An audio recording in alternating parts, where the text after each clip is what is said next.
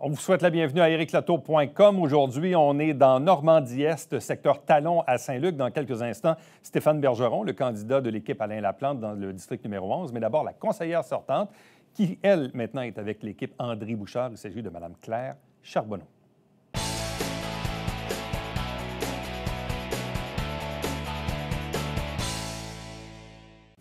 Tournée d'entrevue des candidats et candidates à l'élection municipale de Saint-Jean-sur-Richelieu. Aujourd'hui, on s'arrête dans le district numéro 11, Normandie-Est, et la partie Talon de Saint-Luc avec la conseillère sortante et à nouveau candidate de l'équipe André Bouchard, Claire Charbonneau. Bonjour et bienvenue. Bonjour, M. Latour. Donc, ce n'est pas votre première expérience électorale. Vous avez quelques élections en arrière de la cravate, comme on dit. Bon, 2005-2009, c'était des défaites. Oui. Mais vous avez gagné 2013-2017, donc oui. Vous sollicitez à nouveau l'électorat. Qu'est-ce qu'il y a de différent entre l'élection de 2005, 2009, 2013, 2017 et aujourd'hui, 2021? Bien, c'est sûr que les gens me connaissent plus. Là, j'ai fait 2 mandats élus. Fait que les gens m'ont vu un peu partout aussi. J'ai plus d'expérience aussi. Mais moi, c'est mon porte-à-porte de toute façon pour les campagnes électorales. Je les ai toujours fait, autant en 2005 qu'en 2009. Mais ce qui est différent, je n'étais pas toujours dans la même équipe non plus. Mm-hmm. Au début, j'ai commencé avec le Parti Action civique. J'ai été avec M. Lamoureux. J'ai été avec M. Fecteau. Là, j'étais avec Mme Bouchard.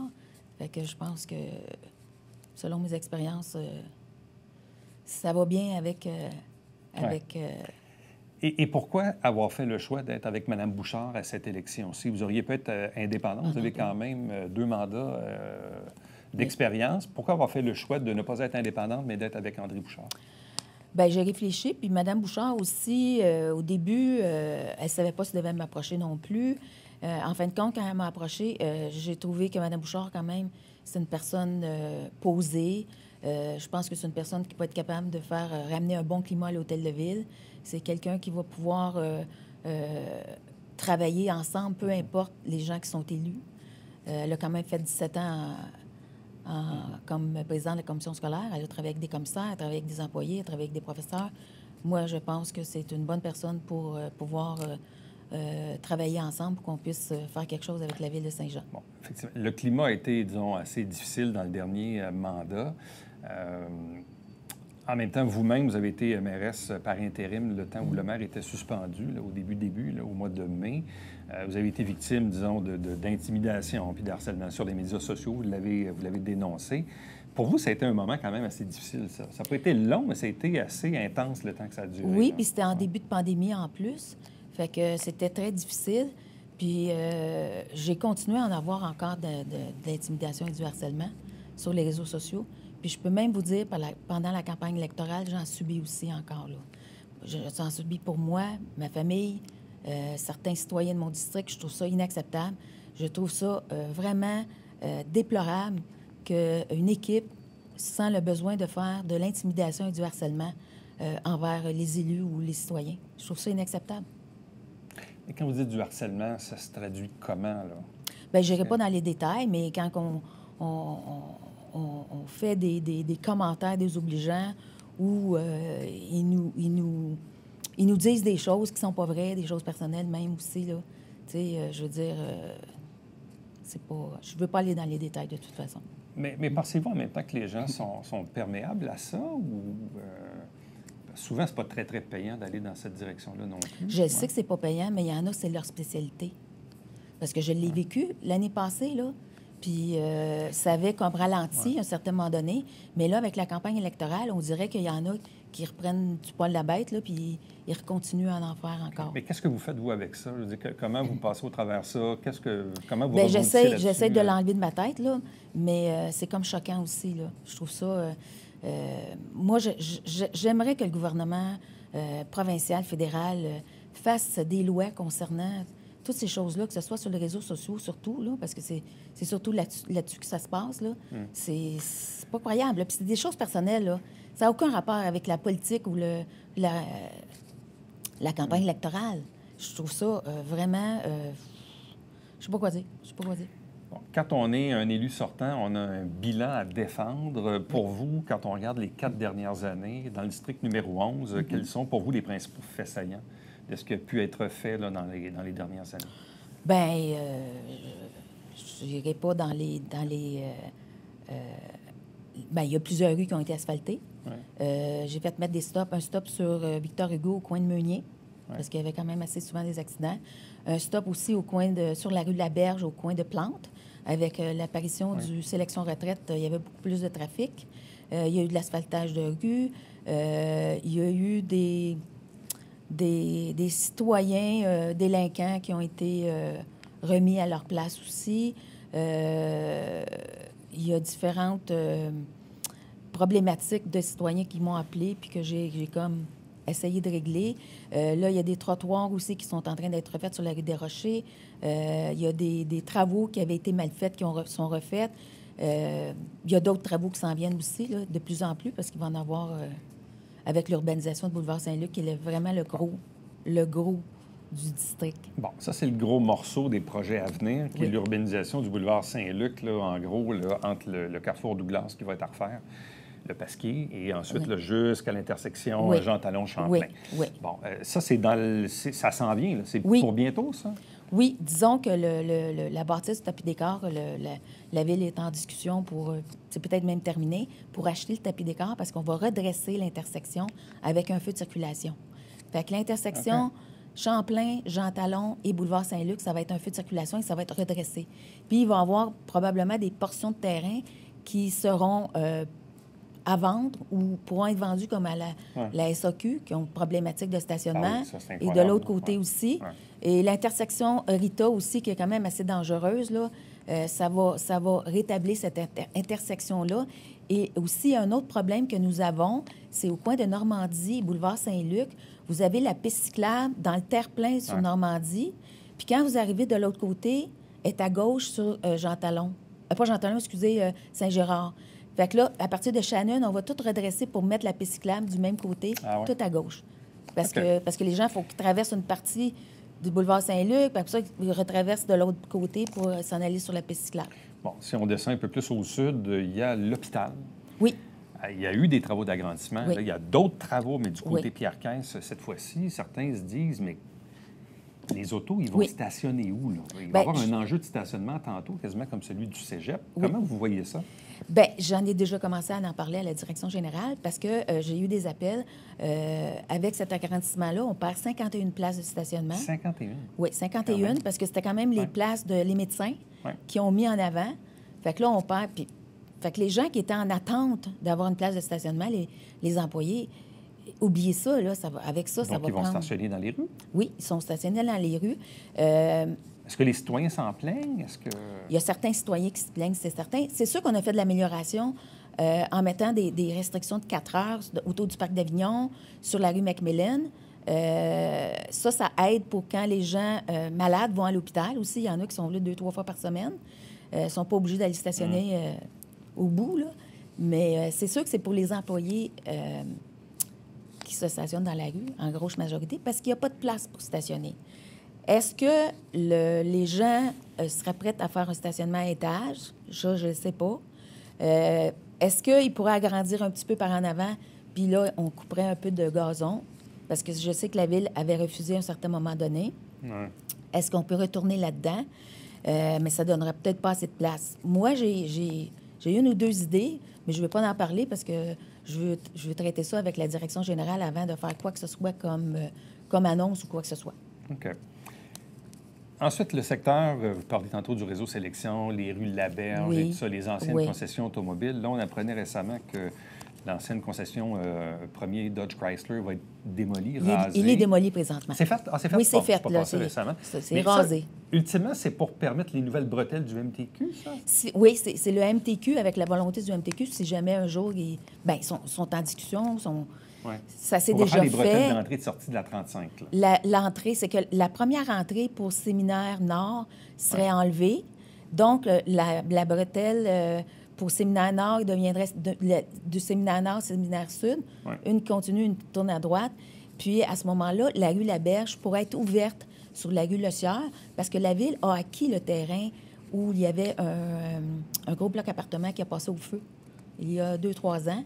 Donc, la Ville, avant de dire, bon, on va l'exproprier ou quoi que ce soit, on l'a acheté.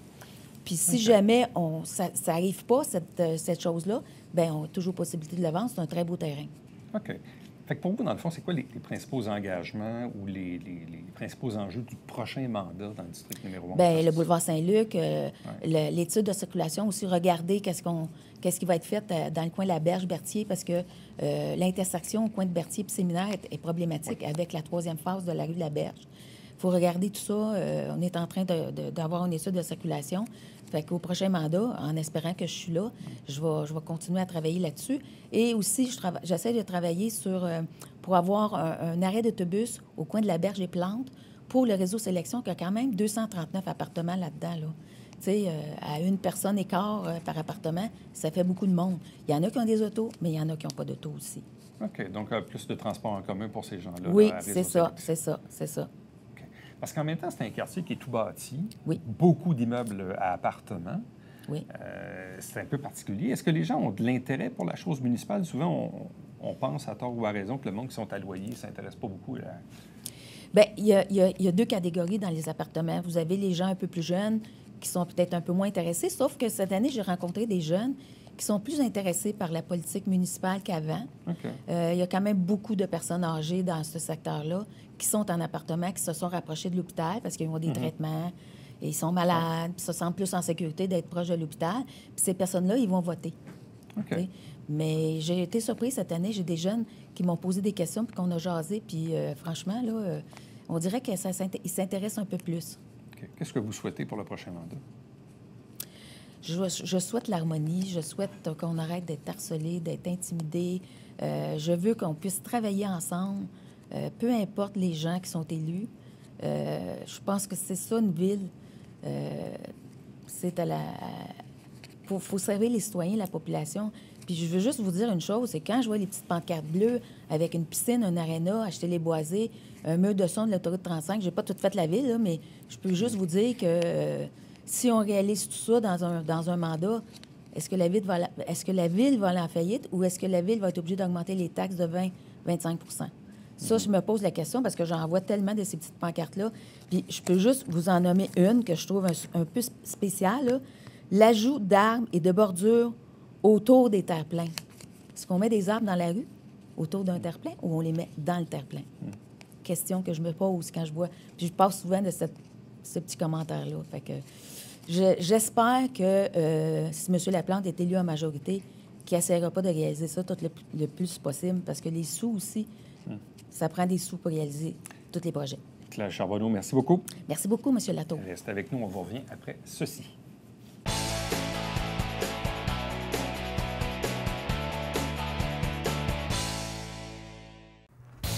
Oh, Alex, qu'est-ce que tu fais? Ben, je fais mes exercices. T'as pas vu qui qu'on avait cette semaine? Ah ben oui, Stéphane Goyette de Goyette 360 et maintenant du programme PML Hockey à Iberville. Check ça, mon ami. Manquez pas ça. Non, faut pas manquer ça.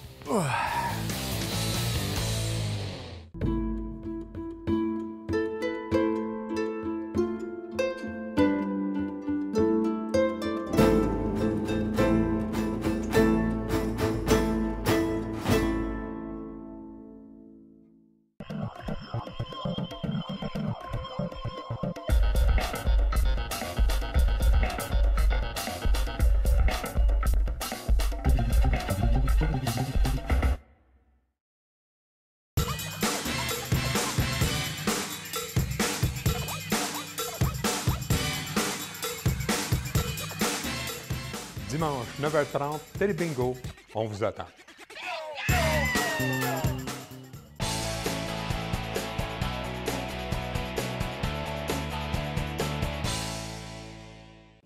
On est à compléter notre série d'entrevues avec les candidats et candidates de l'élection municipale de Saint-Jean-sur-Richelieu dans les 12 districts électoraux. Aujourd'hui, on est dans le numéro 11, le district Normandie-Est et la partie Jean Talon de Saint-Luc. Avec nous pour en parler, il est candidat de l'équipe Alain Laplante, Stéphane Bergeron. Bonjour et bienvenue. Bonjour, M. Latour. On s'était vu évidemment il y a quelques mois au moment de votre annonce. Entre le moment où vous vous êtes annoncé candidat et aujourd'hui, qu'est-ce qui a changé? Beaucoup de travail. Ouais, c'est Il y ça, a hein? eu effectivement énormément de travail. Moi, j'ai réussi à parcourir l'ensemble de mon district. District 11 à faire, je vous dirais, c'est plus de 4000 portes que j'ai cognées à chacune des portes, puis même que je suis à ma 2e ronde pour rencontrer les gens qui auront voté les 2 dernières élections, soit en 2013 et en 2017. Okay. Donc, je veux rencontrer la majorité des gens, évidemment, étant donné que je suis moins connu, bien, je pense que c'est important, mais aussi, je n'ai pas la prétention que si je viens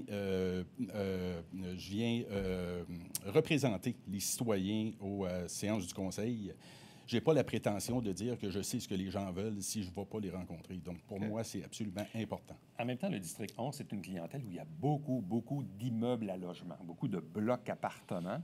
Ouais. Des fois, même certains candidats trouvent ça un peu plus compliqué. C'est pas comme une maison où tu toc, puis non, bon, effectivement. C'est différent comme mode. Et l'autre question, c'est les gens qui sont en immeuble, est-ce qu'ils vont vraiment voter?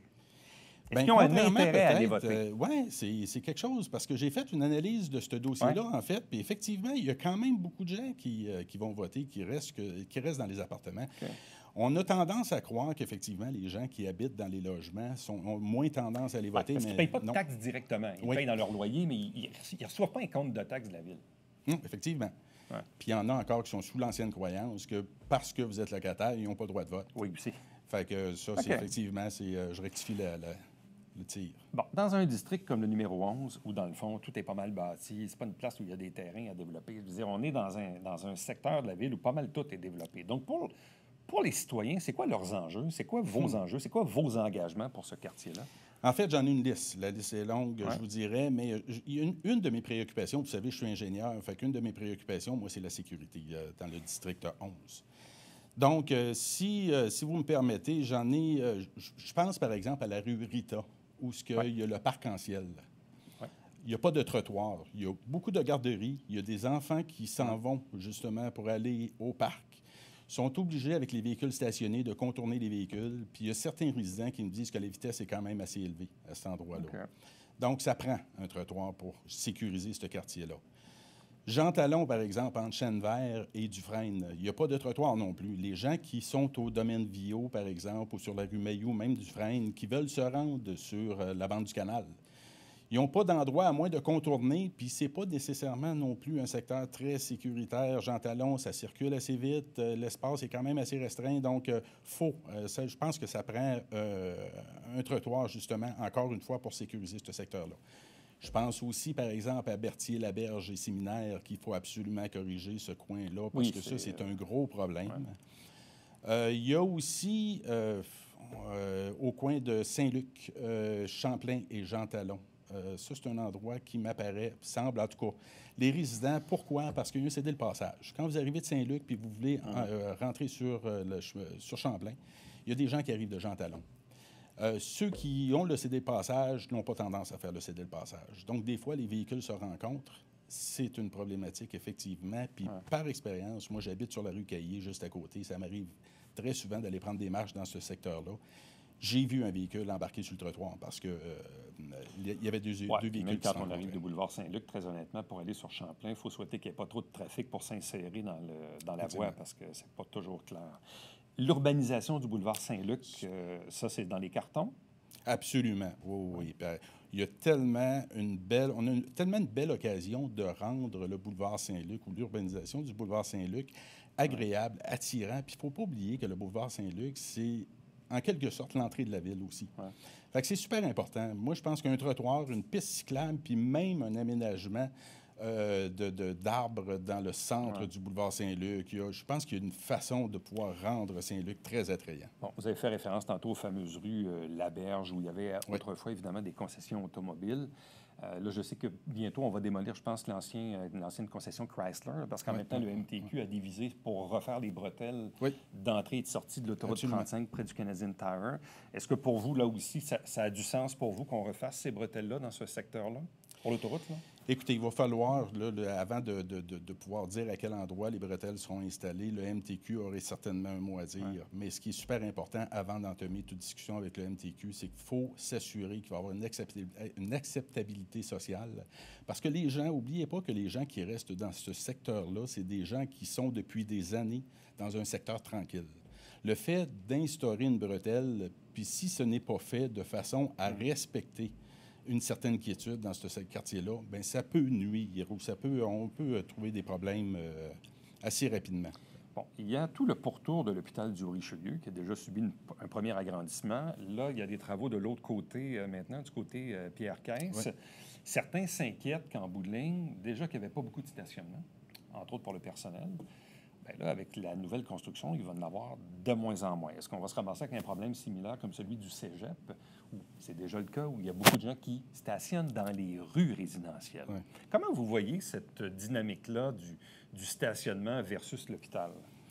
C'est un enjeu quand même assez important, puis c'est une très bonne question. En fait, je ne pense pas pouvoir vous apporter de solution présentement. Par contre, j'ai quelques réflexions qui me sont venues, en fait, des vignettes de stationnement pour résidence permanente, des interdits de stationnement. Je ne crois pas que ce soit nécessairement la solution. Il va falloir trouver une façon de faire, évidemment, pour essayer d'harmoniser le stationnement autour de l'hôpital et les résidents du secteur. Bon. Pour vous, évidemment, c'est une première expérience électorale. Qu'est-ce que... Je vous ai déjà posé la question, mais je la repose encore. Donc, qu'est-ce qui vous motive à faire de la politique municipale en 2021? Si vous me permettez, je vais vous répondre en 3 volets. La première, c'est que j'ai toujours voulu faire de la politique.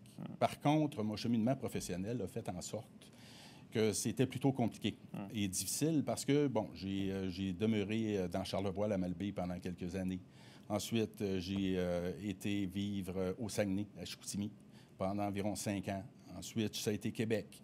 J'ai aussi travaillé sur les réfections des centrales à la baie James, donc je devais me déplacer régulièrement à la baie James.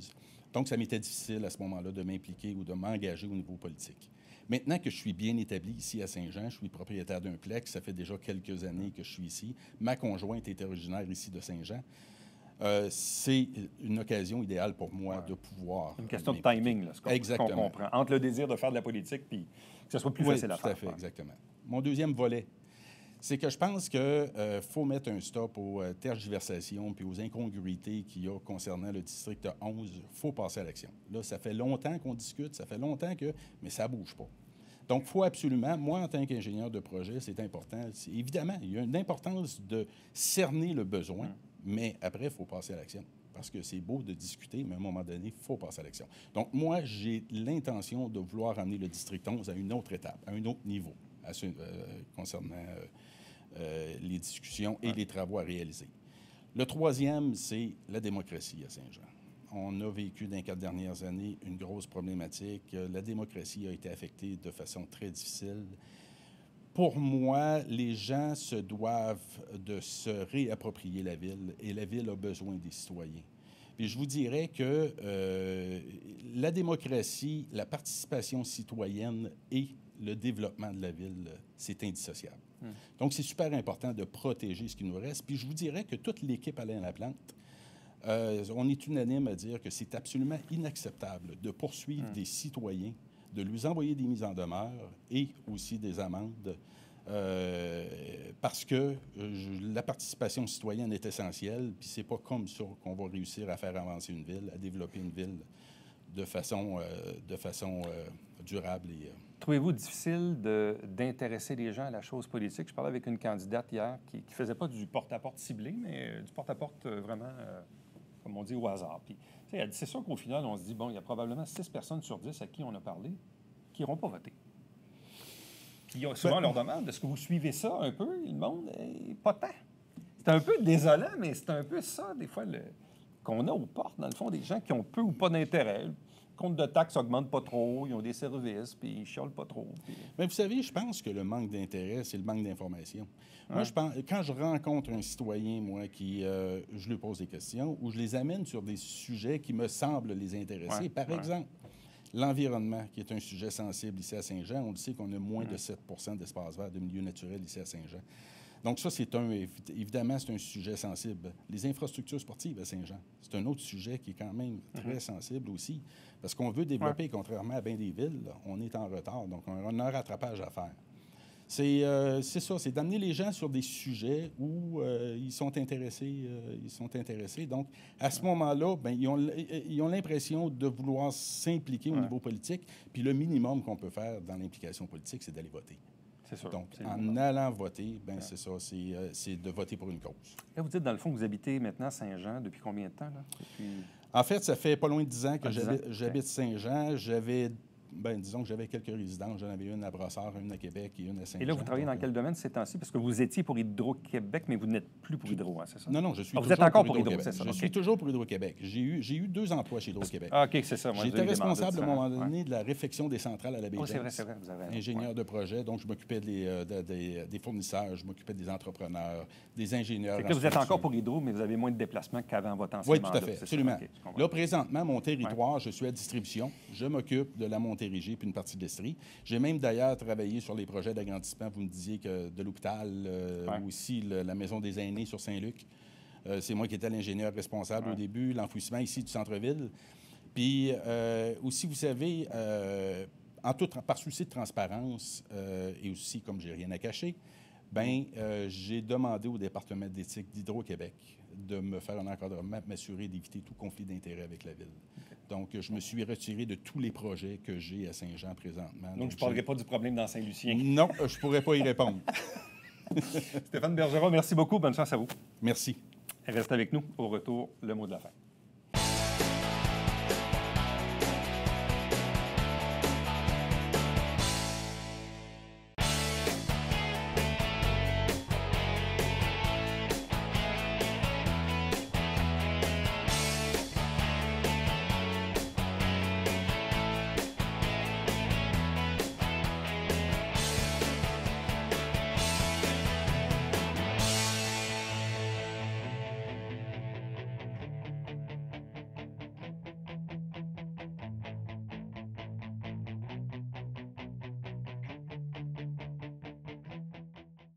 C'est la thématique de l'Halloween au musée du Haut-Richelieu au cours du mois d'octobre. Il y a des activités sur place, mais il y a aussi des kits qu'on peut acheter et apporter à la maison, des ateliers, entre autres, sur céramique et tout, pour faire du bricolage à la maison avec les enfants. Donc, si vous avez de l'intérêt, allez faire un tour ou visiter le site Internet du musée du Haut-Richelieu. N'oubliez pas que si vous avez des commentaires, des questions, des suggestions, faites-les toujours par courriel, plus rapide et plus facile. Éric Latour en un mot à commercial, tvhr9.com. À demain. Bye-bye.